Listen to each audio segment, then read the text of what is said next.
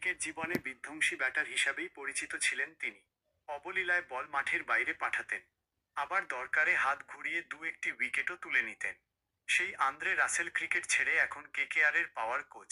মুম্বই ম্যাচের আগে দলে যোগ দিয়ে নিজের কাজ শুরু করে দিয়েছেন। রাসেল জানিয়েছেন কিভাবে ক্রিকেটারেরা সহজে ছয় মারতে পারবেন সেটাই শেখাচ্ছেন তিনি।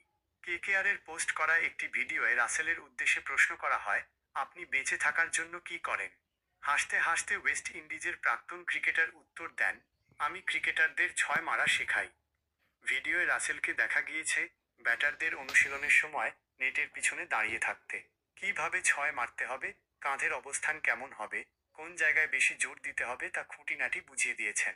রাসেলের থেকে পরামর্শ নিয়ে একাধিক ছয় মেরেছেন রমনদীপ সিংহ, অজিঙ্ক্য রাহানে, ফিন অ্যালেনদেরও বল মাঠের বাইরে পাঠাতে দেখা গিয়েছে। গত বছর আইপিএল থেকে অবসর নিয়েছেন রাসেল। এবার নতুন ভূমিকায় দেখা যাবে তাকে। ক্রিকেট জীবন শেষ করার জন্য কোনো আক্ষেপ নেই তার। রাসেল বলেছেন, মনে হয় না অবসর নিয়ে আমার মানসিকতায় কোনো বদল হয়েছে। যাদের হয়ে এবং বিরুদ্ধে আমি খেলেছি তাদের কিছু ফিরিয়ে দেওয়াই আমার লক্ষ্য। আইপিএলে রাসেল 142টি ম্যাচ খেলে 2651 রান করেছেন। পাশাপাশি 123টি উইকেটও রয়েছে।